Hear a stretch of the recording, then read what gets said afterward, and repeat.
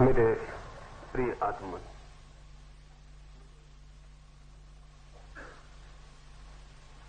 जीवन क्या है? मनुष्य इसे भी नहीं जानता है। और जीवन को ही हम न जान सकें तो मृत्यु को जानने की तो कोई संभावना शेष नहीं रहती। जीवन ही अपरिचित और अज्ञात हो तो मृत्यु परिचित और ज्ञात नहीं हो सकती है। सच तो यह है कि चूंकि हमें जीवन का पता नहीं, इसलिए ही मृत्यु घटित होती प्रतीत होती है। जो जीवन को जानते हैं उनके लिए मृत्यु एक असंभव शब्द है, जो न कभी घटा, न घटता है, न घट सकता है। जगत में कुछ शब्द बिल्कुल ही झूठे हैं। उन शब्दों में कुछ भी सत्य नहीं है। उन्हीं शब्दों में मृत्यु भी एक शब्द है जो नितांत असत्य है। मृत्यु जैसी घटना कहीं भी नहीं घटती, लेकिन हम लोगों को तो रोज मरते देखते हैं। चारों तरफ रोज मृत्यु घटती हुई मालूम होती है। गांव-गांव में मरघट है। और ठीक से हम समझें तो ज्ञात होगा कि जहां जहां हम खड़े हैं वहां न मालूम कितने मनुष्यों की अर्थी जल चुकी है। जहां हम निवास बनाए हुए हैं वे भूमि के सभी स्थल मरघट रह चुके हैं। करोड़ों करोड़ों लोग मरे हैं, रोज मर रहे हैं। और अगर मैं ये कहूं कि मृत्यु जैसा झूठा शब्द नहीं है मनुष्य की भाषा में, तो आश्चर्य होगा। एक फकीर था तिब्बत में, मारपा। उस फकीर के पास कोई गया और पूछने लगा कि मैं जीवन और मृत्यु के संबंध में कुछ पूछने आया हूं। मारपा बहुत हंसने लगा और उसने कहा, अगर जीवन के संबंध में पूछना हो तो जरूर पूछो, क्योंकि जीवन का मुझे पता है। रही मृत्यु से आज तक मेरा कोई मिलना नहीं हुआ, मेरी कोई पहचान नहीं। मृत्यु के संबंध में पूछना हो तो उनसे पूछो जो मरे ही हुए हैं या मर चुके हैं। मैं तो जीवन हूं। मैं जीवन के संबंध में बोल सकता हूं, बता सकता हूं। मृत्यु से मेरा कोई परिचय नहीं। ये बात वैसी ही है जैसी आपने सुनी होगी कि एक बार अंधकार ने भगवान से जाकर प्रार्थना की थी कि ये सूरज तुम्हारा मेरे पीछे बहुत बुरी तरह पड़ा हुआ है। मैं बहुत थक गया हूं। सुबह से मेरा पीछा होता है और सांझ मुश्किल से मुझे छोड़ा जाता है। मेरा कसूर क्या है? दुश्मनी कैसी है? ये सूरज क्यों मुझे सताने के पीछे दिन रात दौड़ता रहता है? और रात भर में दिन भर की थकान से विश्राम भी नहीं कर पाता हूं कि फिर सुबह सूरज आके द्वार पर खड़ा हो जाता है। फिर भागो, फिर बचो। ये अनंत काल से चल रहा है। अब मेरी धैर्य की सीमा आ गई और मैं प्रार्थना करता हूं इस सूरज को समझा दे। सुनते हैं भगवान ने सूरज को बुलाया और कहा कि तुम अंधेरे के पीछे क्यों पड़े हो? क्या बिगाड़ा है अंधेरे ने तुम्हारा? क्या है शत्रुता? क्या है शिकायत? सूरज कहने लगा, अंधेरा अनंत काल हो गया मुझे विश्व का परिभ्रमण करते, लेकिन अब तक अंधेरे से मेरी कोई मुलाकात नहीं हुई। अंधेरे को मैं जानता नहीं हूं। कहां है अंधेरा? आप उसे मेरे सामने बुला दें तो मैं क्षमा भी मांग लूं और आगे से पहचान लूं कि वो कौन है, ताकि उसके प्रति कोई भूल ना हो सके। इस बात को हुए भी अनंत काल हो गया। वो भगवान की फाइल में बात वहीं के वहीं पड़ी है। वो अब तक अंधेरे को सूरज के सामने नहीं बुला सके हैं, नहीं बुला सकेंगे। ये मामला हल नहीं होने का है। सूरज के सामने अंधकार कैसे बुलाया जा सकता है? अंधकार की कोई सत्ता ही नहीं है, कोई एग्जिस्टेंस नहीं है।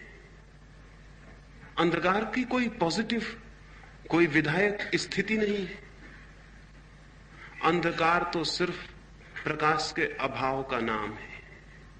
वो तो प्रकाश की गैर मौजूदगी है, वो तो एब्सेंस है, वो तो अनुपस्थिति है। तो सूरज के सामने ही सूरज की अनुपस्थिति को कैसे बुलाया जा सकता है? नहीं, अंधकार को सूरज के सामने नहीं लाया जा सकता है। सूरज तो बहुत बड़ा है, एक छोटे से दिए के सामने भी अंधकार को लाना मुश्किल है। दिए के प्रकाश के घेरे में अंधकार का प्रवेश मुश्किल है। दिए के सामने मुठभेड़ मुश्किल है। प्रकाश है जहां, वहां अंधकार कैसे आ सकता है? जीवन है जहां, वहां मृत्यु कैसे आ सकती है? या तो जीवन है ही नहीं और या फिर मृत्यु नहीं है। दोनों बातें एक साथ नहीं हो सकती। हम जीवित हैं, लेकिन हमें पता नहीं कि जीवन क्या है। इस अज्ञान के कारण ही हमें ज्ञात होता है कि मृत्यु भी घटती है। मृत्यु एक अज्ञान है। जीवन का अज्ञान ही मृत्यु की घटना बन जाती है।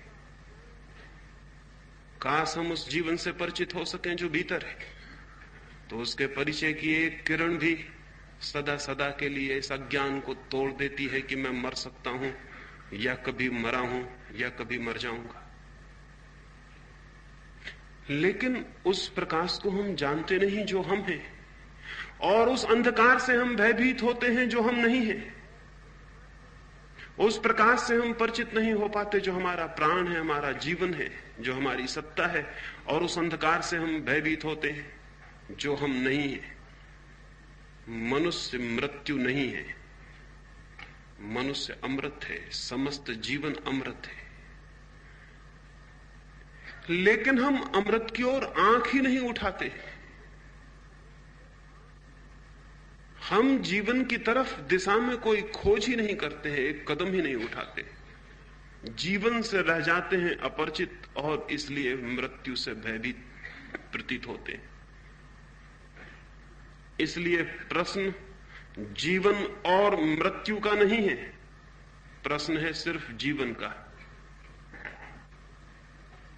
मुझे कहा गया कि मैं जीवन और मृत्यु के संबंध में बोलूं, यह असंभव है बात। प्रश्न तो है सिर्फ जीवन का, और मृत्यु जैसी कोई चीज ही नहीं है। जीवन ज्ञात होता है तो जीवन रह जाता है, और जीवन ज्ञात नहीं होता तो सिर्फ मृत्यु रह जाती। जीवन और मृत्यु दोनों एक साथ कभी भी समस्या की तरह खड़े नहीं होते। या तो हमें पता है कि हम जीवन हैं, तो फिर मृत्यु नहीं है, और या हमें पता नहीं है कि हम जीवन हैं, तो फिर मृत्यु ही है, जीवन नहीं है। ये दोनों बातें एक साथ मौजूद नहीं होती हैं, नहीं हो सकती। लेकिन हम सारे लोग तो मृत्यु से भयभीत हैं। मृत्यु का भय बताता है कि हम जीवन से अपरिचित हैं। मृत्यु के भय का एक ही अर्थ है, जीवन से अपरिचय। और जीवन हमारे भीतर प्रतिपल प्रवाहित हो रहा है, श्वास श्वास में, कण कण में, चारों ओर, भीतर बाहर, सब तरफ जीवन है, और उससे ही हम अपरिचित हैं। इसका एक ही अर्थ हो सकता है कि आदमी किसी गहरी नींद में है। नींद में ही हो सकती है ये संभावना कि जो हम हैं उससे भी अपरिचित हों।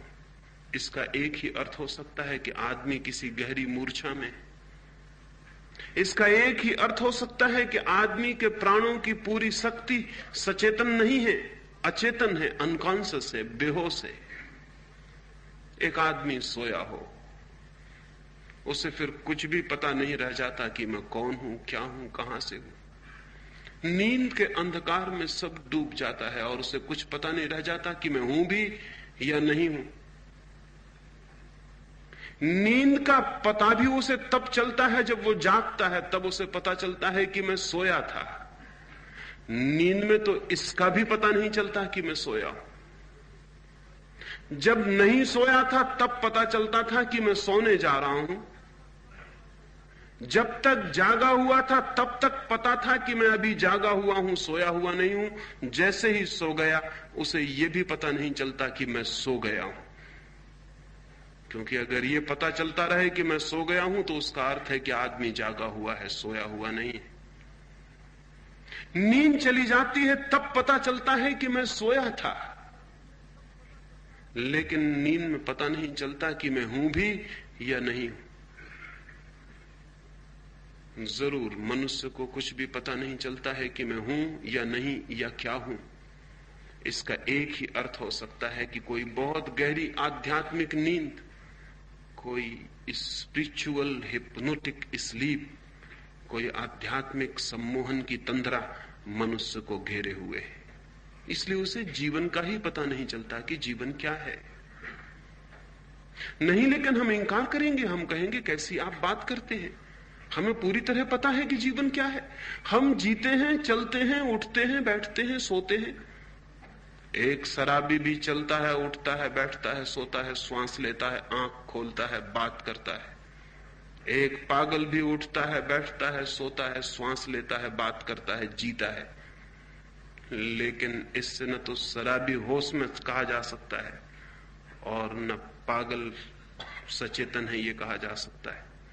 एक सम्राट की सवारी निकलती थी एक रास्ते पर। एक आदमी चौराहे पर खड़ा होकर पत्थर फेंकने लगा और अपशब्द बोलने लगा और गालियां बकने लगा। सम्राट का था, बड़ी शोभा यात्रा। उस आदमी को तत्काल सैनिकों ने पकड़ लिया और कारागृह में डाल दिया। लेकिन जब वो गालियां बकता था और अपशब्द बोलता था तो सम्राट हंस रहा था। उसके सैनिक हैरान हुए। उसके वजीरों ने कहा, आप हंसते क्यों हैं? तो सम्राट ने कहा, जहां तक मैं समझता हूं उस आदमी को पता नहीं है कि वो क्या कर रहा है। जहां तक मैं समझता हूं वो आदमी नशे में। खैर, कल सुबह उसे मेरे सामने ले आए। कल वो आदमी सुबह उसके सामने ले आके खड़ा कर दिया गया। सम्राट उससे पूछने लगा, कल तुम मुझे गालियां देते थे, अब शब्द बोलते थे, क्या था कारण उसका? उस आदमी ने कहा, मैं और अपशब्द बोलता था। नहीं महाराज, मैं नहीं रहा होऊंगा इसलिए अपशब्द बोले गए होंगे। मैं शराब में था, मैं बेहोश था, मुझे कुछ पता नहीं कि मैंने क्या बोला है, मैं नहीं था।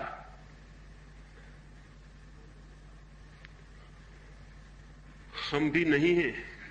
नींद में हम चल रहे हैं, बोल रहे हैं, बात कर रहे हैं, प्रेम कर रहे हैं, घृणा कर रहे हैं, युद्ध कर रहे हैं। अगर कोई दूर के तारे से देखे मनुष्य की जाति को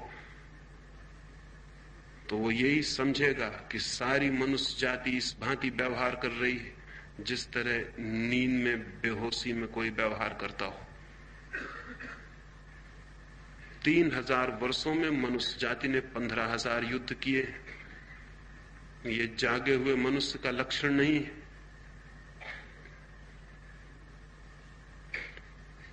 जन्म से लेकर मृत्यु की सारी कथा दुख की, चिंता की, पीड़ा की कथा है। आनंद का क्षण भी उपलब्ध नहीं होता, आनंद का कण भी नहीं मिलता है जीवन में।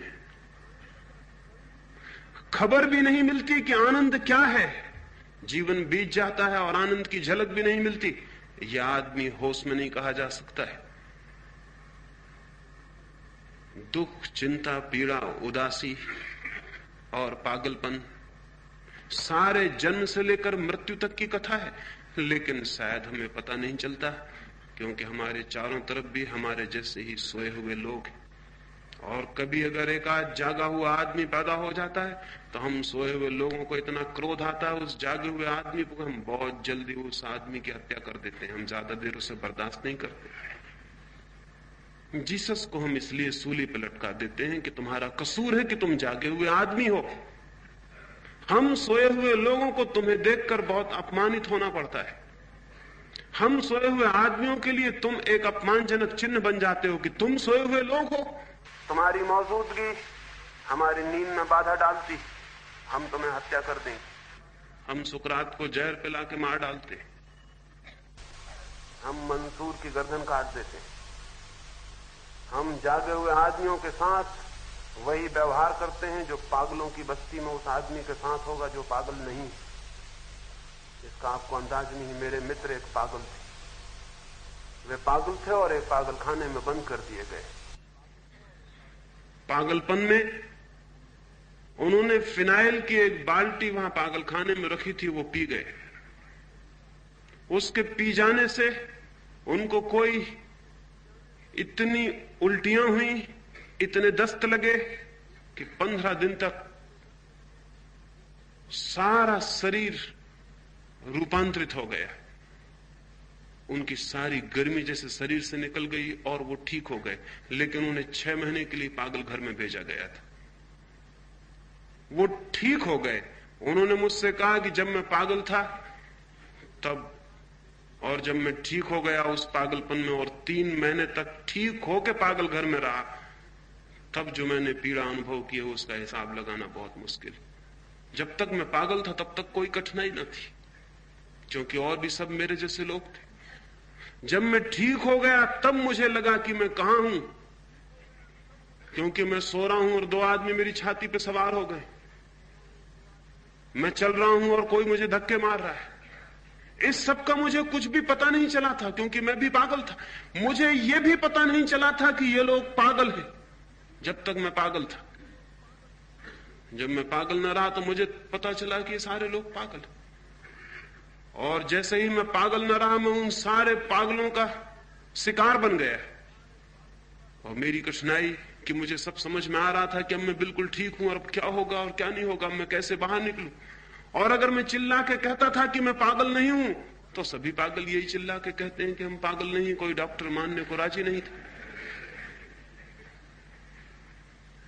हमारे चारों तरफ सोए हुए लोगों की भीड़ है, और इसलिए हमें पता नहीं चलता कि हम सोए हुए आदमी और जागे हुए आदमी के साथ हम जल्दी से हत्या कर देते हैं, क्योंकि वो आदमी हमें बहुत कष्टपूर्ण मालूम होने लगता है, बहुत डिस्टर्बिंग, बहुत विघ्नकारक मालूम होने लगता है। एक अंग्रेज विद्वान केनेथ वाकर ने एक किताब लिखी है, और उस किताब को एक फकीर गुरजीएफ को समर्पित किया है। समर्पण में, डेडिकेशन में उसने जो शब्द लिखे हैं वो बड़े अद्भुत हैं। उसने डेडिकेशन में, समर्पण में लिखा है, to George Gurdjieff the disturber of my sleep. मेरी नींद तोड़ने वाले जॉर्ज गुरजीएफ को समर्पित। थोड़े से लोग जमीन पे हुए हैं जो नींद तोड़ने की कोशिश करते हैं, लेकिन अगर आप किसी की नींद तोड़ने की कोशिश करेंगे तो निश्चित वो आपसे बदला लेगा। किसी सोते हुए आदमी को जगाने की कोशिश करिए, वो आपकी गर्दन पकड़ लेगा। आज तक मनुष्य को आध्यात्मिक नींद से जिनने जगाने की कोशिश की, हमने उनकी भी गर्दनें पकड़ ली। हमारे बीच हमें पता नहीं चलता, इसीलिए कि हम सब एक जैसे सोए हुए और नींद में लोग हैं। एक गांव के संबंध में मैंने सुना है कि उसमें एक जादूगर आ गया था एक दिन, और उसने उस कुएं में गांव के एक पुड़िया डाल दी थी और कहा था, इस कुएं का पानी जो भी पिएगा पागल हो जाएगा। एक ही कुआं था उस गांव में, एक कुआं और था, लेकिन वो गांव का कुआं न था, वो राजा के महल में था। सांझ होते होते तक गांव के हर आदमी को पानी पीना पड़ा, चाहे पागलपन की कीमत पे भी पीना पड़े, लेकिन मजबूरी थी, प्यास तो बुझानी पड़ेगी, चाहे पागल ही क्यों ना हो जाना पड़े। गांव के लोग कब तक रोकते? उन्होंने पानी पिया, सांझ होते होते पूरा गांव पागल हो गया। सम्राट बहुत खुश था, उसकी रानियां बहुत खुश थीं, महल में गीत और संगीत का आयोजन हो रहा था, उसके वजीर खुश थे कि हम बच गए। लेकिन सांझ होते उन्हें पता चला कि गलती में है वो, क्योंकि सारा महल सांझ होते होते गांव के पागलों ने घेर लिया। पूरा गांव हो गया था पागल, राजा के पहरेदार और सैनिक भी हो गए थे पागल। सारे गांव ने राजा के महल को घेर कर आवाज लगाई कि मालूम होता है इस राजा का दिमाग खराब हो गया। हम ऐसे पागल राजा को सिंहासन पर बर्दाश्त नहीं कर सकते। महल के ऊपर खड़े होकर राजा ने देखा कि बचाव का कोई उपाय नहीं, अपने वजीर से पूछने लगा, अब क्या होगा? हम तो सोचते थे भाग्यवान हैं हम कि हमारे पास अपना कुआं है, आज महंगा पड़ गया। सभी राजाओं को एक ना एक दिन अलग कुआं महंगा पड़ता है, सारी दुनिया में पड़ रहा है। जो अभी भी राजा हैं कल उनको भी पड़ेगा महंगा कुआं, अलग कुआं खतरनाक है। लेकिन तब तक ख्याल नहीं था। वजीर से कहने लगा, क्या होगा? अब वजीर ने कहा, अब कुछ पूछने की जरूरत नहीं, आप भागे पीछे के द्वार से और उस कुएं का पानी पी के जल्दी लौट आए, अन्यथा ये महल खतरे में। सम्राट ने कहा, उस कुएं का पानी? क्या तुम मुझे पागल बनाना चाहते हो? वजीर ने कहा, पागल बने कोई बचने का उपाय नहीं। राजा भागा, उसकी रानियां भागी, उन्होंने जाकर उस कुएं का पानी पी लिया। उस रात उस गांव में एक बड़ा जलसा मनाया गया। सारे गांव के लोगों ने खुशी मनाई, बाजे बजाए, गीत गाए और भगवान को धन्यवाद दिया कि हमारे राजा का दिमाग ठीक हो गया, क्योंकि राजा भी भीड़ में नाच रहा था और गालियां बक रहा था। अब राजा का दिमाग ठीक हो गया था। चूंकि हमारी नींद सार्वजनिक है, सार्वभौमिक है, चूंकि हम जन्म से ही सोए हुए हैं, इसलिए हमें पता नहीं चलता है। इस नींद में हम क्या समझ पाते हैं जीवन को? इतना ही कि यह शरीर जीवन है। इस शरीर के भीतर जरा भी प्रवेश नहीं हो पाता। यह समझ वैसी ही है जैसे किसी राजमहल के बाहर दीवार के आसपास कोई घूमता हो और समझता हो कि यह राजमहल है। दीवार पर, बाहर की दीवार पर, चार दीवारी पर, परकोटे के बाहर कोई घूमता हो और सोचता हो कि राजमहल हो, और परकोटे की दीवार से टिक कर सो जाता हो और सोचता हो कि महलों में विश्राम कर रहा हूं। शरीर के आसपास जिनके जीवन का बोध है वो उसी नासमझ आदमी की तरह हैं जो महल की दीवार के बाहर खड़े होकर समझता है कि महल का मेहमान हो गया हूं।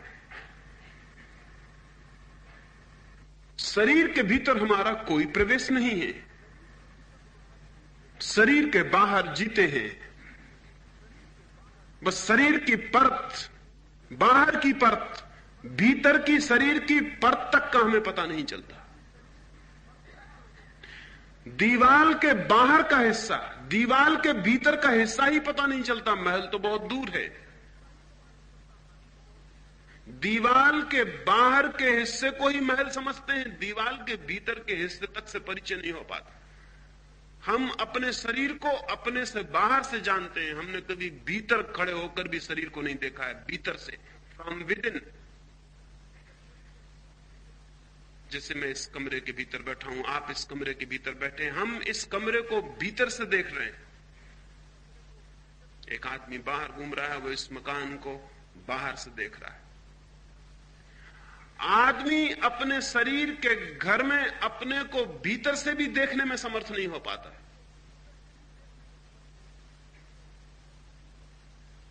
बाहर से ही जानता है, और तब मौत पैदा हो जाती है, क्योंकि जिसे हम बाहर से जानते हैं, जिसे हम बाहर से जानते हैं, वो केवल खोल है, वो केवल बाहरी वस्त्र है, वो केवल मकान के बाहर की दीवार है, घर का मालिक नहीं। घर का मालिक भीतर है। उस भीतर के मालिक से तो पहचान ही हमारी नहीं हो पाती। भीतर की दीवार तक से पहचान नहीं हो पाती, तो भीतर के मालिक से कैसे पहचान होगी? ये जो जीवन का अनुभव है फ्रॉम विदाउट, बाहर से, ये जीवन का अनुभव ही मृत्यु का अनुभव बनता है। ये जीवन का अनुभव जिस दिन हाथ से खिसक जाता है, क्योंकि जिस दिन इस घर को छोड़कर भीतर के प्राण सिकुड़ते हैं और बाहर की दीवार से चेतना भीतर चली जाती है, उसी दिन बाहर के लोगों को पता चलता है कि मर गया ये आदमी, और उस आदमी को भी लगता है कि मरा मरा मरा, क्योंकि जिसे वो जीवन समझता था वहां से चेतना भीतर सरकने लगती। जिस तल पर उसे ज्ञात था कि ये जीवन है, उस तल से चेतना भीतर सरकने लगती है नई यात्रा की तैयारी में, और उसके प्राण चिल्लाने लगते हैं कि मरा गया, सब डूबता है, क्योंकि जिसे वो समझता था कि मैं जीवन हूं, वो डूब रहा है, वो छूट रहा है। बाहर के लोग समझते हैं कि यह आदमी मर गया, और वो आदमी भी मरते क्षण में, इस मरने के क्षण में, इस बदलाहट के क्षण में समझता है कि मैं मरा, मैं मरा, मैं मरा, मैं गया।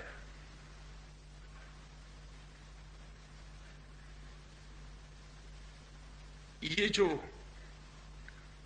देह है हमारी, ये जो शरीर है,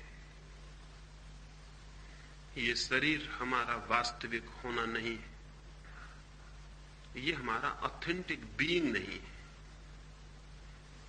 गहराई में इससे बहुत भिन्न और बिल्कुल दूसरे प्रकार का हमारा व्यक्तित्व है।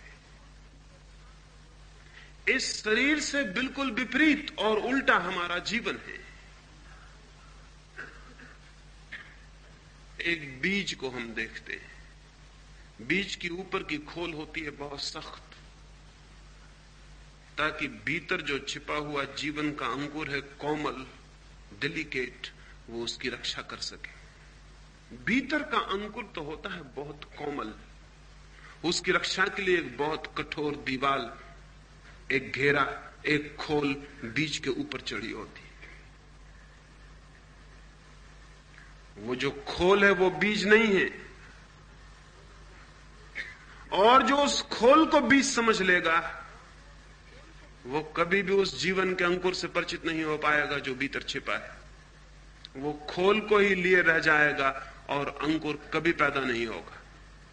नहीं, खोल बीज नहीं है, बल्कि सच तो यह है कि बीज जब पैदा होता है तो खोल को मिट जाना पड़ता है, टूट जाना पड़ता है, बिखर जाना पड़ता है, मिट्टी में गल जाना पड़ता है।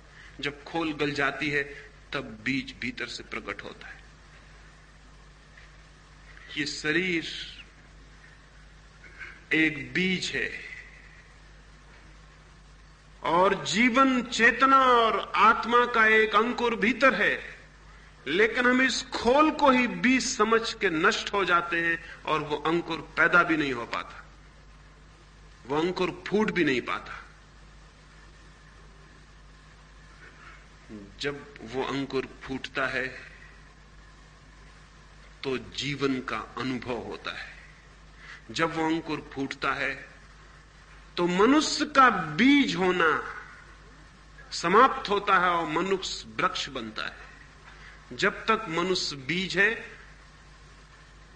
तब तक वो सिर्फ पोटेंशियलिटी है, एक संभावना, और जब उसके भीतर वृक्ष पैदा होता है जीवन का, तब वो वास्तविक बनता है। उस वास्तविकता को कोई आत्मा कहता है, उस वास्तविकता को कोई परमात्मा कहता है। मनुष्य है बीज परमात्मा का, मनुष्य सिर्फ बीज है। जीवन का पूर्ण अनुभव तो वृक्ष को होगा, बीज को क्या हो सकता है? बीज क्या जान सकता है वृक्ष के आनंदों को? बीज क्या जान सकता है कि आएंगे पत्ते हरे जिन पर सूरज की किरणें नाचेंगी? बीज क्या जान सकता है कि हवाएं बहेंगी पत्तों और शाखाओं से और प्राण संगीत में गूंजेंगे? बीज कैसे जान सकता है कि खिलेंगे फूल और आकाश के तारों को मात कर देंगे? बीज कैसे जान सकता है कि पक्षी गीत गाएंगे और यात्री छाया में विश्राम करेंगे? बीज कैसे जान सकता है? वृक्ष के अनुभव को बीज कैसे जान सकता है? बीज को तो कुछ भी पता नहीं, वो तो सपना भी नहीं देख सकता उसका जो वृक्ष होने पे संभव होगा। वो तो बीज होकर ही जाना जा सकता है। आदमी जीवन को नहीं जानता क्योंकि उसने बीज को ही अपनी परिपूर्णता समझ ली। वो तो जीवन को तभी जानेगा जब भीतर के जीवन का पूरा वृक्ष प्रकट हो। लेकिन भीतर के जीवन का वृक्ष प्रकट होना तो दूर, भीतर कुछ है शरीर से भिन्न और अलग, इसका हमें कोई बोध ही नहीं हो पाता। इसकी हमें कोई स्मृति, इसका कोई स्मरण, इसकी कोई रिमेम्बरिंग ही पैदा नहीं हो पाती कि अलग है कुछ शरीर से भिन्न। जीवन की समस्या जो भीतर है उसके अनुभव की समस्या है। जो भीतर है उसके अनुभव की समस्या है जीवन की समस्या। और हम जीवन को मान लेते हैं वो जो बाहर विस्तीर्ण है। एक वृक्ष से मैंने पूछा तेरा जीवन कहां है? वो वृक्ष कहने लगा, उन जड़ों में जो दिखाई नहीं पड़ती।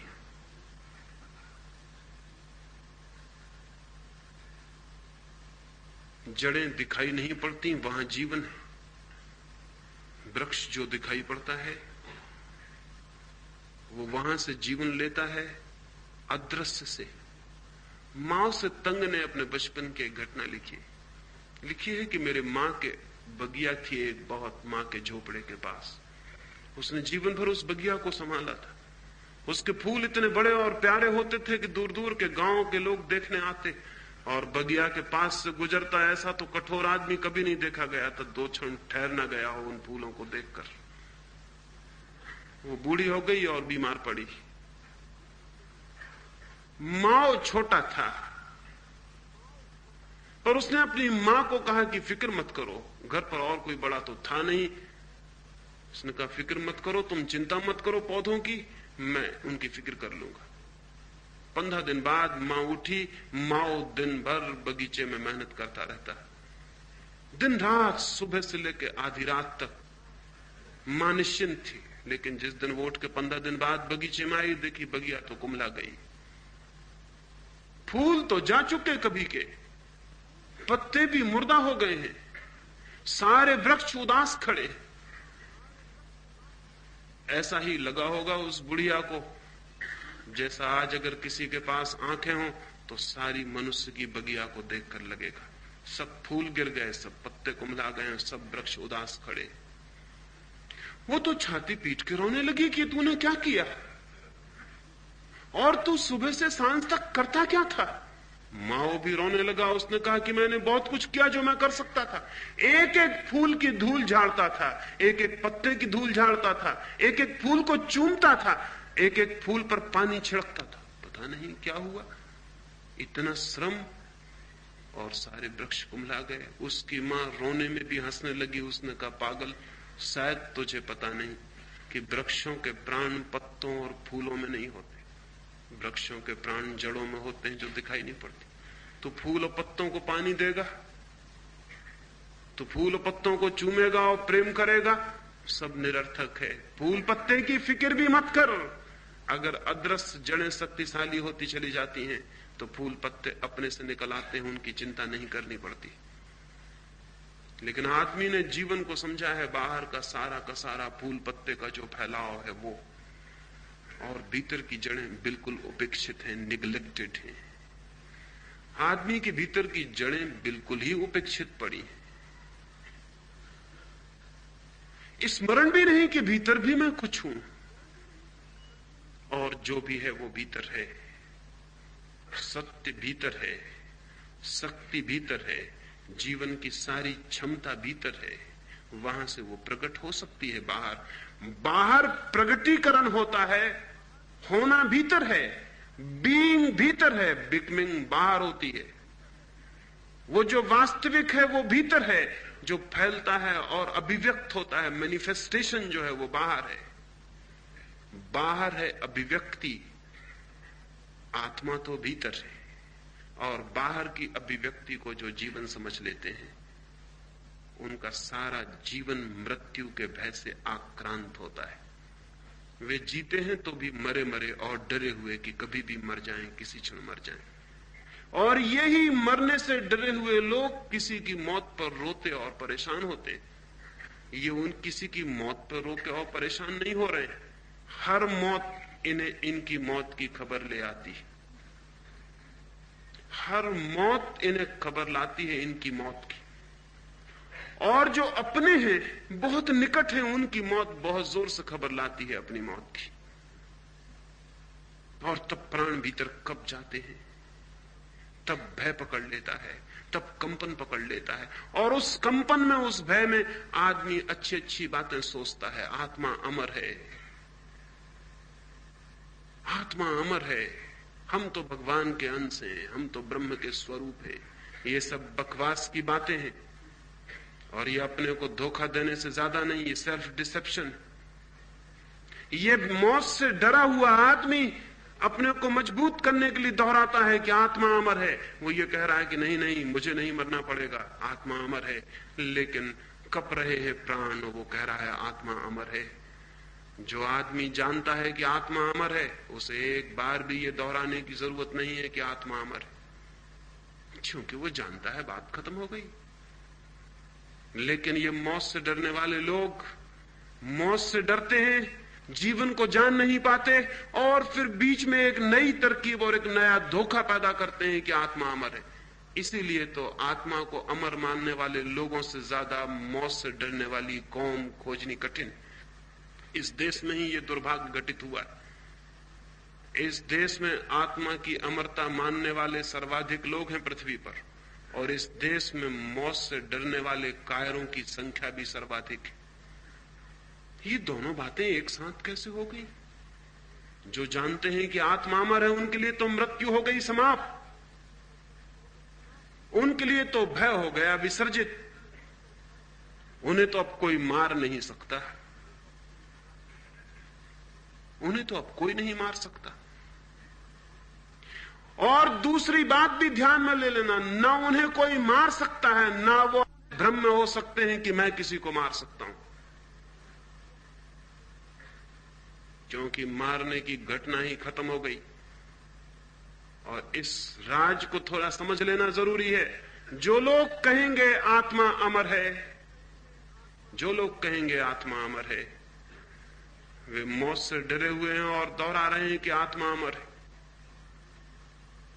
और साथ ही ऐसे मौत से डरने वाले लोग अहिंसा की भी बहुत बात करेंगे। इसलिए नहीं कि वो किसी को न मारे, बल्कि इसलिए कि बहुत गहरे में कोई उन्हें मारने को तैयार ना हो जाए। दुनिया अहिंसक होनी चाहिए। क्यों कहेंगे तो वो यही कि किसी को भी मारना बुरा है, लेकिन बहुत गहरे में वो ये कह रहे हैं कि कोई मुझे मार न डाले। किसी को भी मारना बुरा है, लेकिन अगर उन्हें पता चल गया है कि मृत्यु होती ही नहीं, तो न मरने का डर है और न मारने का डर है, और न ये अर्थपूर्ण बातें रह गई।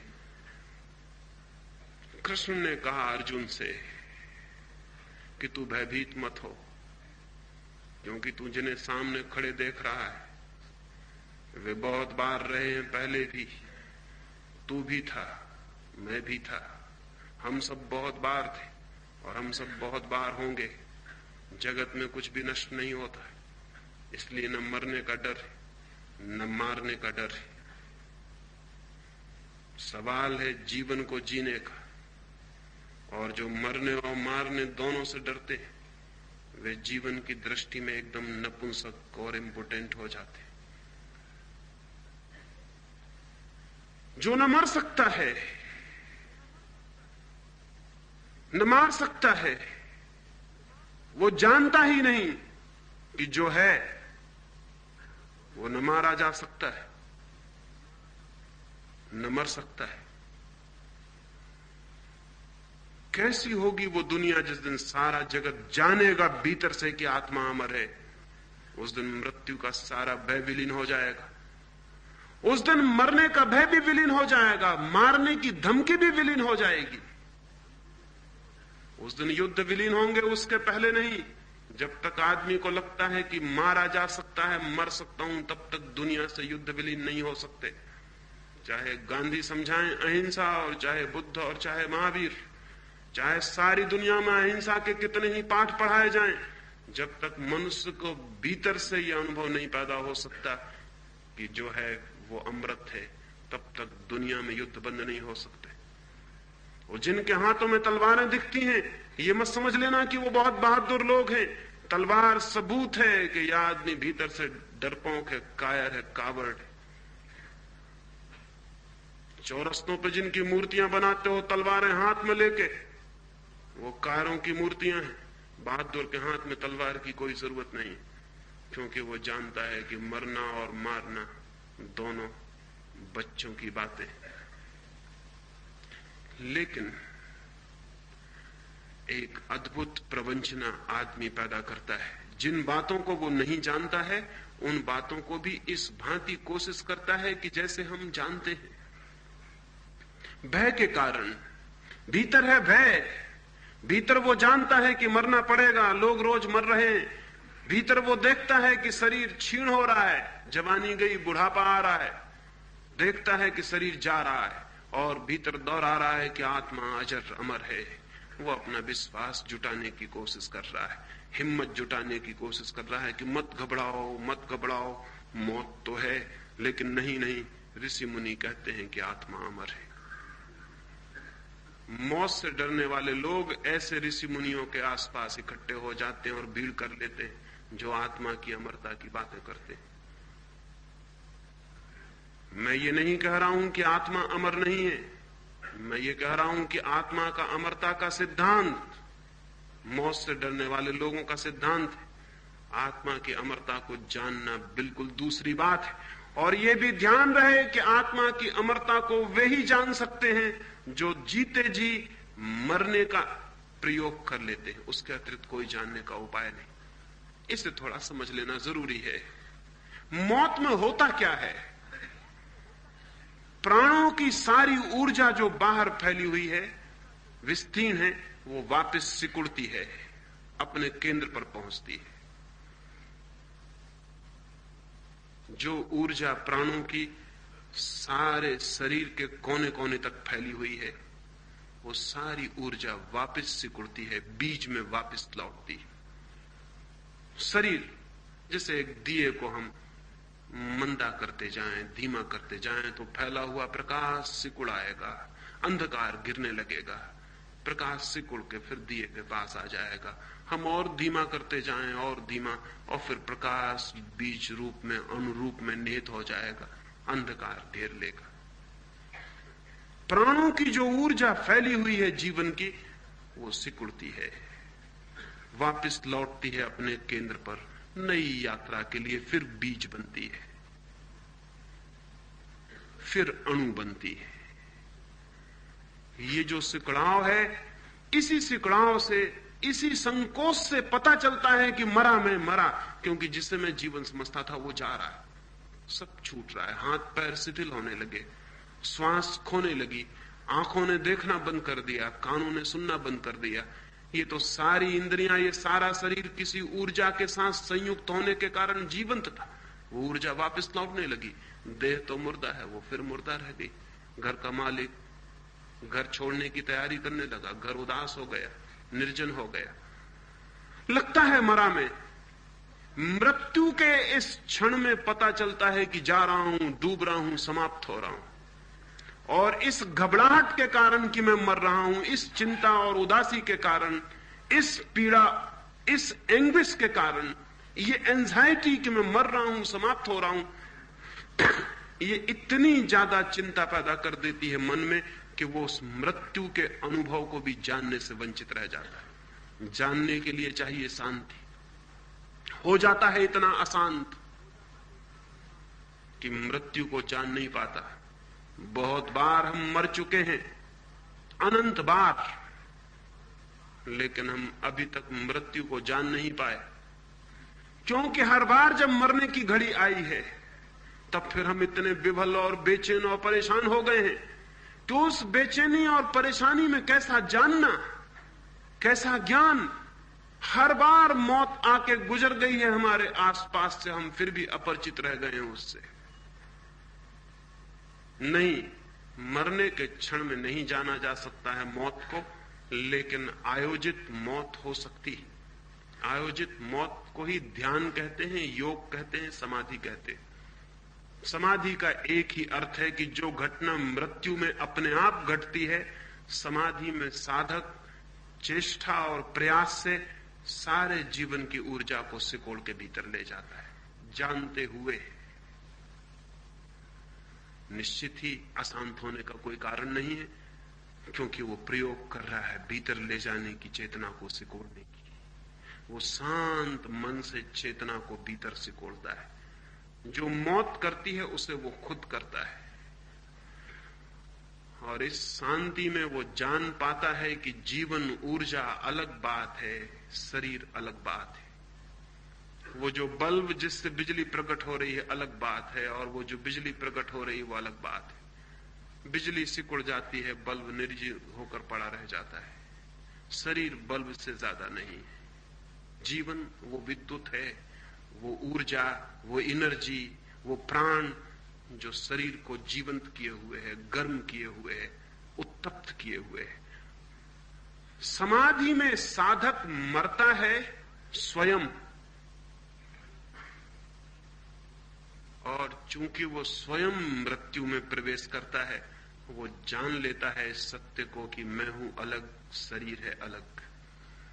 और एक बार ये पता चल जाए कि मैं हूं अलग, मृत्यु समाप्त हो गई। और एक बार ये पता चल जाए कि मैं हूं अलग, और जीवन का अनुभव शुरू हो गया।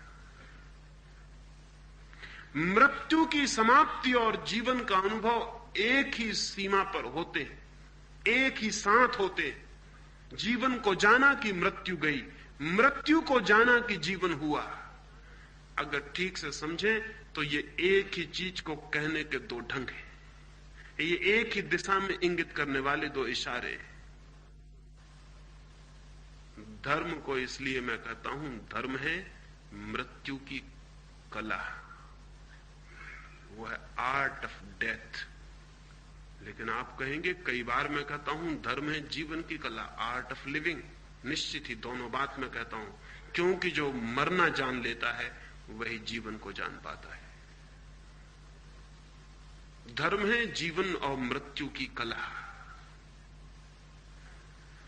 अगर जानना है कि जीवन क्या है और मृत्यु क्या है, तो आपको स्वेच्छा से शरीर से ऊर्जा को खींचने की कला सीखनी होगी, तो आप जान सकते हैं, अन्यथा नहीं। और ये ऊर्जा खींची जा सकती है। इस ऊर्जा को खींचना कठिन नहीं है, इस ऊर्जा को खींचना सरल है। ये ऊर्जा संकल्प से ही फैलती है और संकल्प से ही वापस लौट आती है। ये ऊर्जा सिर्फ संकल्प का विस्तार है, विल फोर्स का विस्तार है। संकल्प हम करें तीव्रता से, टोटल, समग्र, कि मैं वापस लौटता हूं अपने भीतर। सिर्फ आधा घंटा भी कोई इस बात का संकल्प करे कि मैं वापस लौटना चाहता हूं, मैं मरना चाहता हूं, मैं डूबना चाहता हूं अपने भीतर, मैं अपनी सारी ऊर्जा को सिकोड़ लेना चाहता हूं, और थोड़े ही दिनों में वो इस अनुभव के करीब पहुंचने लगेगा कि ऊर्जा सिकुड़ने लगी भीतर। शरीर छूट जाएगा बाहर पड़ा हुआ। एक 3 महीने थोड़ा गहरा प्रयोग और आप शरीर अलग पड़ा है इसे देख सकते हैं, अपना ही शरीर अलग पड़ा है इसे देख सकते हैं। सबसे पहले तो भीतर से दिखाई पड़ेगा कि मैं अलग खड़ा हूं भीतर, एक तेजस, एक ज्योति, और सारा शरीर भीतर से दिखाई पड़ रहा है जैसा ये भवन। और फिर थोड़ी और हिम्मत जुटाई जाए तो वो जो जीवंत ज्योति भीतर है उसे बाहर भी लाया जा सकता है, और हम बाहर से देख सकते हैं कि शरीर पड़ा है। वो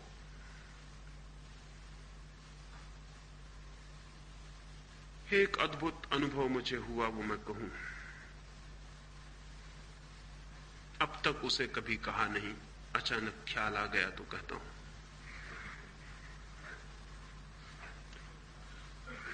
कोई 12 साल पहले, 13 साल पहले, बहुत रातों तक एक वृक्ष के ऊपर बैठकर ध्यान करता था। ऐसा बार बार अनुभव हुआ कि जमीन पर बैठकर ध्यान करने पर शरीर बहुत प्रबल होता है। शरीर बनता है पृथ्वी से, और पृथ्वी पर बैठकर ध्यान करने से शरीर की शक्ति बहुत प्रबल होती है। वो जो हाइट्स पर, पहाड़ों पर और हिमालय पर जाने वाले योगी की चर्चा है वो अकारण नहीं है, बहुत वैज्ञानिक है। जितनी पृथ्वी से दूरी बढ़ती है शरीर की, उतने ही शरीर तत्व का प्रभाव भीतर कम होता चला जाता है। तो एक बड़े वृक्ष पर ऊपर बैठकर मैं ध्यान करता था रोज रात। एक दिन ध्यान में कब कितना लीन हो गया मुझे पता नहीं, और कब शरीर वृक्ष से गिर गया वो मुझे पता नहीं। जब नीचे गिर पड़ा शरीर, तब मैंने चौंक कर देखा कि ये क्या हो गया। मैं तो वृक्ष पर ही था और शरीर नीचे गिर गया।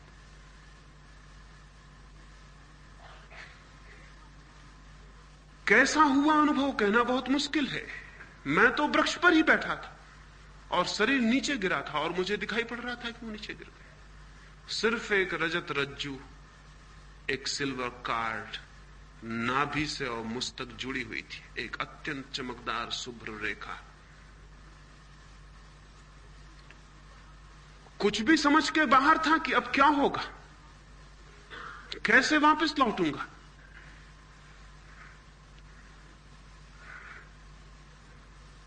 कितनी देर यह अवस्था रही वो भी पता नहीं, लेकिन अपूर्व अनुभव हुआ। शरीर के बाहर से पहली दफा देखा शरीर को, और शरीर उसी दिन से समाप्त हो गया। मौत उसी दिन से खत्म हो गई, क्योंकि एक और देह दिखाई पड़ी जो शरीर से भिन्न है। एक और सूक्ष्म शरीर का अनुभव हुआ।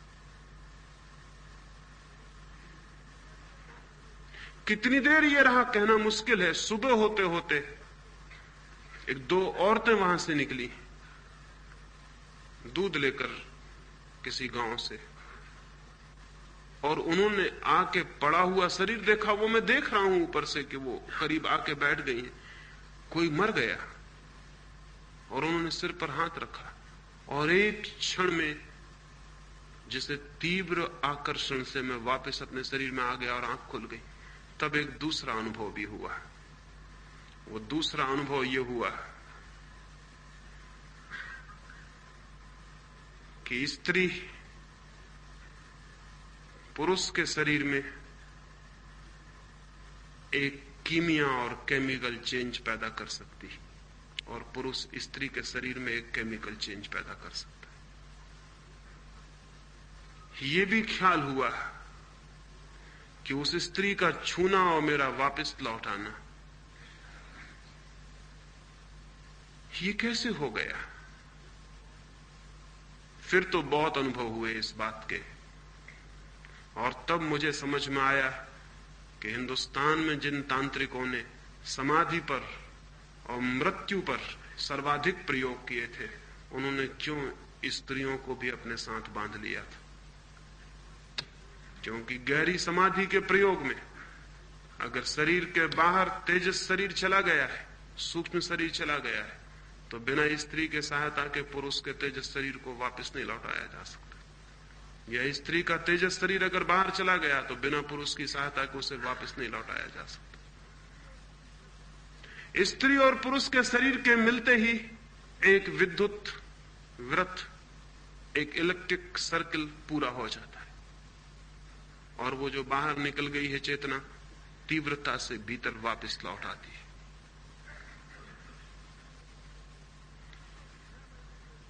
फिर तो 6 महीने में कोई 6 बार वो अनुभव हुआ निरंतर,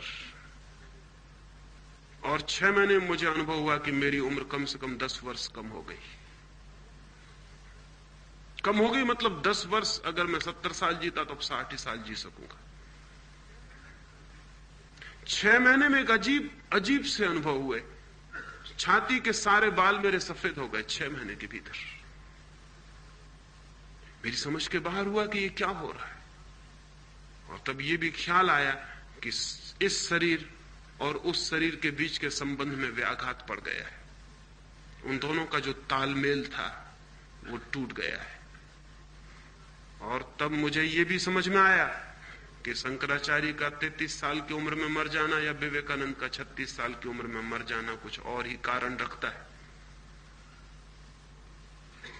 अगर ये दोनों के संबंध बहुत तीव्रता से टूट जाएं तो जीना मुश्किल। और तब मुझे ये भी ख्याल में आया कि रामकृष्ण का बहुत बीमारियों से घिरे रहना और रमन का कैंसर से मर जाने का भी कारण शारीरिक नहीं है, उस बीच के तालमेल का टूट जाना ही कारण। लोग आमतौर से कहते हैं कि योगी बहुत स्वस्थ होते हैं, लेकिन सच्चाई बिल्कुल उल्टी। सच्चाई आज तक ये है कि योगी हमेशा रुग्ण रहा है और कम उम्र में मरता रहा है, और उसका कुल कारण इतना है कि उन दोनों शरीर के बीच जो एडजस्टमेंट चाहिए, जो तालमेल चाहिए, उसमें विघ्न पड़ जाता है। जैसे ही एक बार वो शरीर बाहर हुआ, फिर ठीक से पूरी तरह कभी भी पूरी अवस्था में भीतर प्रविष्ट नहीं हो पाता है। लेकिन उसकी कोई जरूरत भी नहीं रह जाती, उसका कोई प्रयोजन भी नहीं रह जाता, उसका कोई अर्थ भी नहीं रह जाता। संकल्प से खींची जा सकती है ऊर्जा भीतर, सिर्फ संकल्प से। सिर्फ ये धारणा, सिर्फ ये भावना कि मैं अंदर वापस लौट आऊं, वापस लौट आऊं, वापस लौट आऊं, इसकी तीव्र पुकार, इसका तीव्र आंदोलन, पूरे प्राण इससे भर जाएं कि मैं भीतर वापस लौट आऊं, मैं केंद्र पर वापस लौट आऊं, मैं वापस लौट आऊं, मैं वापस लौट आऊं। इसकी इतनी तीव्र पुकार कि ये सारे कण कण में शरीर के गूंज जाए, श्वास श्वास को पकड़ ले। और किसी भी दिन ये घटना घट जाती कि एक झटके के साथ आप भीतर पहुंच जाते और पहली दफा फ्रॉम विद इन शरीर को देखते। ये जो हजारों नाड़ियों की बात की है योग ने, वो फिजियोलॉजी को जानकर नहीं की है, शरीर शास्त्र से उसका कोई संबंध नहीं। वे नाड़ियां जानी गई हैं भीतर से, और इसलिए आज जब फिजियोलॉजी उनका विचार करती तो पाती ये नाड़ी कहां है, ये जो 7 चक्र बताए हैं ये कहां है? वे कहीं भी नहीं है शरीर में। शरीर में वे कहीं भी नहीं है, क्योंकि शरीर को हम बाहर से जांच रहे हैं, वे कहीं नहीं मिलेंगे। एक और जांच है शरीर को भीतर से जानना, इनर फिजियोलॉजी। वो बहुत सटल फिजियोलॉजी है, वो बहुत सूक्ष्म शरीर शास्त्र है। वहां से जानने पर जो नाड़ियां जानी गई और जो केंद्र जाने गए वो बिल्कुल अलग है। इस शरीर में खोजने से वो कहीं भी नहीं मिलेंगे। वे केंद्र इस शरीर और उस भीतर की आत्मा के कांटेक्ट फील्ड से, जहां ये दोनों मिलते, सबसे बड़ा कांटेक्ट फील्ड, सबसे बड़ा संपर्क का स्थल नाभि है। इसलिए आपको ख्याल होगा कि अगर आप कार चला रहे हैं और एकदम से एक्सीडेंट होने लगे तो सबसे पहले नाभि प्रभावित हो जाएगी, एकदम नाभि अस्त व्यस्त हो जाएगी, क्योंकि वहां सबसे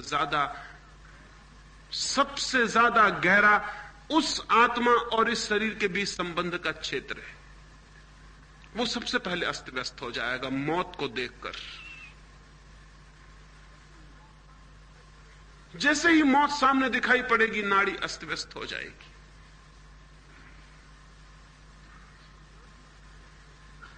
नाभि अस्त व्यस्त हो जाएगी।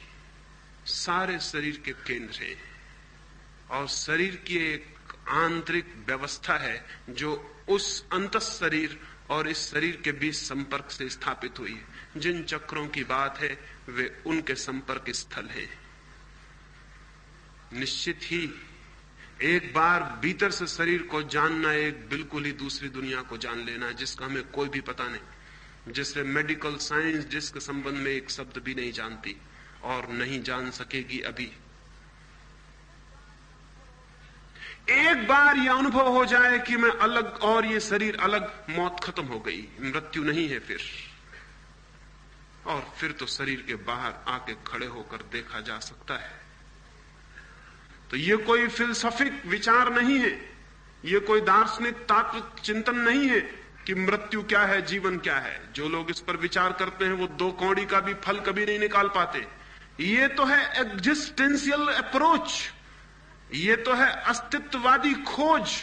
जाना जा सकता है कि मैं जीवन हूं, जाना जा सकता है कि मृत्यु मेरी नहीं है, इसे जिया जा सकता है, इसके भीतर प्रविष्ट हुआ जा सकता है। लेकिन जो लोग केवल सोचते हैं कि हम विचार करेंगे कि मृत्यु क्या है, जीवन क्या है, वो लाख विचार करें, जन्म जन्म विचार करें, उन्हें कुछ भी पता नहीं चल सकता है, कुछ भी पता नहीं चल सकता है। क्योंकि हम विचार करके विचार करेंगे क्या? विचार किया जा सकता है उसके संबंध में जिसे हम जानते हो, जो नोन है, जो ज्ञात है, उसके बाबत विचार हो सकता है। जो अननोन है, अज्ञात है, उसके बाबत कोई विचार नहीं हो सकता। आप वही सोच सकते हैं जो आप जानते हैं। कभी आपने ख्याल किया, आप उसे नहीं सोच सकते जिसे आप नहीं जानते। उसे सोचेंगे कैसे? How to conceive it? उसकी कल्पना ही कैसे हो सकती, उसकी धारणा कैसी हो सकती, जिसे हम जानते ही नहीं है। जीवन हम जानते नहीं, मृत्यु हम जानते नहीं, सोचेंगे हम क्या? इसलिए दुनिया में मृत्यु और जीवन पर दार्शनिकों ने जो कहा है उसका दो कौड़ी भी मूल्य नहीं है।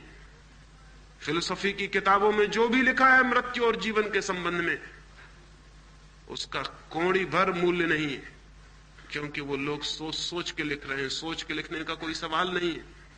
सिर्फ योग ने जो कहा है जीवन और मृत्यु के संबंध में, उसके अतिरिक्त आज तक सिर्फ शब्दों का खेल हुआ है। क्योंकि योग जो कह रहा है वो एक एग्जिस्टेंशियल, एक लिविंग, एक जीवंत अनुभव की बात है। आत्मा अमर है, ये कोई सिद्धांत, कोई थ्योरी, कोई आइडियोलॉजी नहीं है। ये कुछ लोगों का अनुभव है, और अनुभव की तरफ जाना हो तो ही अनुभव हल कर सकता है इस समस्या को कि क्या है जीवन, क्या है मौत। और जैसे ही अनुभव होगा, ज्ञात होगा जीवन है, मौत नहीं है, जीवन ही है, मृत्यु है ही नहीं। फिर हम कहेंगे लेकिन ये मृत्यु तो घट जाती है। उसका कुल मतलब इतना है कि जिस घर में हम निवास करते थे उस घर को छोड़कर दूसरे घर की यात्रा शुरू हो जाती। जिस घर में हम रहे थे उस घर से हम दूसरे घर की तरफ यात्रा करते हैं। घर की सीमा है, घर की सामर्थ्य है। घर एक यंत्र है, यंत्र थक जाता है, जीर्ण हो जाता है और हमें पार हो जाना होता है। अगर विज्ञान ने व्यवस्था कर ली तो आदमी के शरीर को 100, 200, 300 वर्ष भी जिलाया जा सकता है, लेकिन उससे यह सिद्ध नहीं होगा कि आत्मा नहीं है। उससे सिर्फ इतना ही सिद्ध होगा कि आत्मा को कल तक घर बदलने पड़ते थे, विज्ञान ने पुराने ही घर को फिर से ठीक कर देने की व्यवस्था कर दी। उससे यह सिद्ध नहीं होगा। इस भूल में कोई वैज्ञानिक न रहे कि हम आदमी की उम्र अगर 500 वर्ष कर लेंगे, 1000 वर्ष कर लेंगे तो हमने सिद्ध कर दिया कि आदमी के भीतर कोई आत्मा नहीं। नहीं, इससे कुछ सिद्ध नहीं होता। इससे इतना ही सिद्ध होता है कि मैकेनिज्म जो शरीर का था उसे हम आत्मा को इसलिए बदलना पड़ता था कि वो जरा जीर्ण हो गया था। अगर उसको रिप्लेस किया जा सकता है, हृदय बदला जा सकता है, आंख बदली जा सकती है, हाथ पैर बदले जा सकते हैं, तो आत्मा को शरीर बदलने की जरूरत ना रही। पुराने घर से काम चल जाएगा, रिपेयरमेंट हो गया है। उससे कोई आत्मा नहीं है, ये दूर से भी सिद्ध नहीं होता।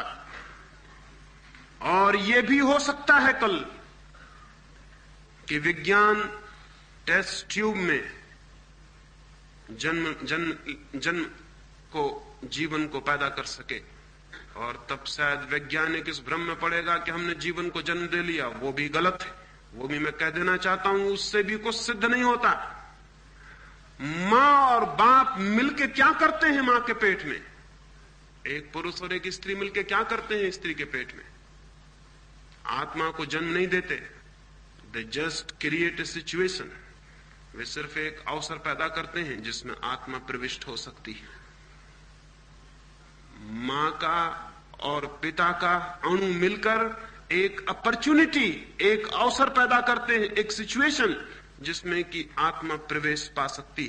कल ये हो सकता है कि हम टेस्ट ट्यूब में ये सिचुएशन पैदा कर दें। इससे कोई आत्मा पैदा नहीं हो रही। मां का पेट भी तो एक टेस्ट ट्यूब है, एक यांत्रिक व्यवस्था है, वो प्राकृतिक है। कल विज्ञान ये कर सकता है कि प्रयोगशाला में जिन जिन रासायनिक तत्वों से पुरुष का वीर्याणु बनता है और स्त्री का अणु बनता है, उन रासायनिक तत्वों की पूरी खोज और प्रोटोप्लाज्म की पूरी जानकारी से यह हो सकता है कि हम टेस्ट ट्यूब में रासायनिक व्यवस्था कर लें। तब जो आत्माएं कल तक मां के पेट में प्रविष्ट होती थी, वे टेस्ट ट्यूब में प्रविष्ट हो जाएंगी। लेकिन आत्मा पैदा नहीं हो रही, आत्मा अब भी आ रही है। जन्म की घटना दोहरी घटना है, शरीर की तैयारी और आत्मा का आगमन, आत्मा का उतरना।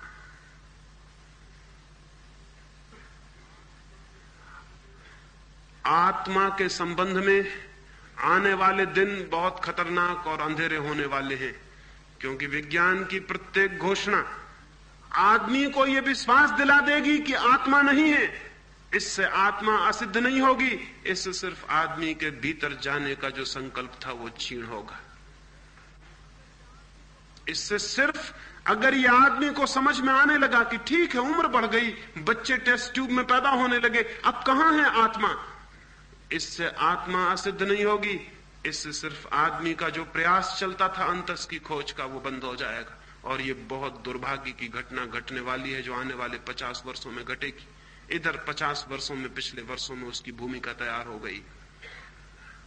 दुनिया में आज तक पृथ्वी पर दीन लोग रहे हैं, दरिद्र लोग रहे हैं, दुखी लोग रहे हैं, बीमार लोग रहे हैं, उनकी उम्र कम थी, उनके पास भोजन अच्छा था, कपड़े न थे अच्छे, लेकिन आज तक आत्मा की दृष्टि से दरिद्र लोगों की संख्या जितनी आज है उतनी कभी भी नहीं थी।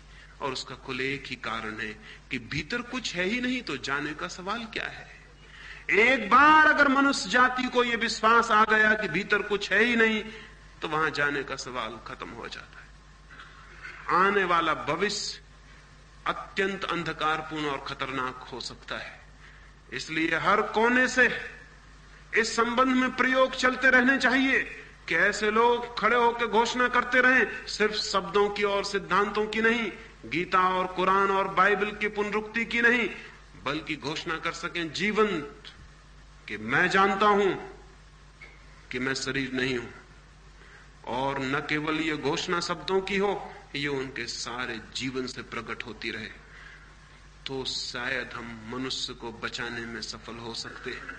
अन्यथा विज्ञान की सारी विकसित अवस्था मनुष्य को भी एक यंत्र में परिणत कर देगी। और जिस दिन मनुष्य जाति को यह ख्याल आ जाएगा कि भीतर कुछ भी नहीं है, उस दिन शायद भीतर के सारे द्वार बंद हो जाएंगे। और उसके बाद क्या होगा कहना कठिन। आज तक भी अधिक लोगों के भीतर के द्वार बंद रहे हैं, लेकिन कभी कभी कोई एक साहसी व्यक्ति भीतर की दीवारें तोड़ के घुस जाता है। कभी कोई एक महावीर, कभी कोई एक बुद्ध, कभी कोई एक क्राइस्ट, कभी कोई एक लाओस से तोड़ देता है दीवार और भीतर घुस जाता है। उसकी संभावना भी रोज रोज कम होती जा रही है। हो सकता है 100-200 वर्ष बाद, जैसा मैंने आपसे कहा कि मैं कहता हूं जीवन है, मृत्यु नहीं है, 100-200 वर्ष बाद मनुष्य कहे कि मृत्यु है, जीवन नहीं है। इसकी तैयारी तो पूरी हो गई है। इसको कहने वाले लोग तो खड़े हो गए हैं। आखिर मार्क्स क्या कह रहा है? मार्क्स ये कह रहा है कि मैटर है, माइंड नहीं है। मार्क्स ये कह रहा है कि पदार्थ है, परमात्मा नहीं है। और जो तुम्हें परमात्मा मालूम होता है वो भी बाई प्रोडक्ट है मैटर की, वो भी पदार्थ की ही उत्पत्ति है, वो भी पदार्थ से ही पैदा हुआ है। मार्क्स ये कह रहा है कि जीवन नहीं है, मृत्यु है, क्योंकि अगर आत्मा नहीं है, पदार्थ है, तो फिर जीवन नहीं है, मृत्यु है। मार्क्स की इस बात का प्रभाव बढ़ता चला गया है। ये शायद आपको पता ना होगा, दुनिया में ऐसे लोग रहे हैं हमेशा जिन्होंने आत्मा को इंकार किया है, लेकिन आत्मा को इंकार करने वालों का धर्म आज तक दुनिया में पैदा नहीं हुआ था। मार्क्स ने पहली दफा आत्मा को इंकार करने वाले लोगों का धर्म पैदा कर दिया है। नास्तिकों का अब तक कोई ऑर्गेनाइजेशन नहीं था। चारवाक थे, बृहस्पति थे, एपिकुरस था, दुनिया में अद्भुत लोग हुए जिन्होंने ये कहा कि नहीं है आत्मा, लेकिन उनका कोई ऑर्गेनाइज्ड, उनका कोई चर्च, उनका कोई संगठन नहीं था। मार्क्स दुनिया में पहला नास्तिक है जिसके पास ऑर्गेनाइज्ड चर्च है, और आधी दुनिया उसके चर्च के भीतर खड़ी हो गई। और आने वाले 50 वर्षों में बाकी आधी दुनिया भी खड़ी हो जाएगी।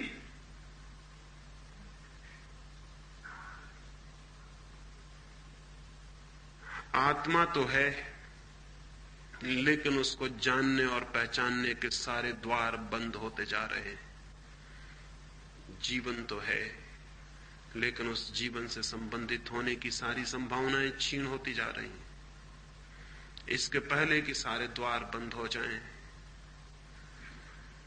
जिनमें थोड़ी भी सामर्थ्य और साहस है, उन्हें अपने पर प्रयोग करने चाहिए और चेष्टा करनी चाहिए भीतर जाने की, ताकि वे अनुभव कर सकें। और अगर दुनिया में 100-200 लोग भी भीतर की ज्योति को अनुभव करते हो तो कोई खतरा नहीं है। करोड़ों लोगों के भीतर का अंधकार भी थोड़े से लोगों की जीवन ज्योति से दूर हो सकता है, टूट सकता है। एक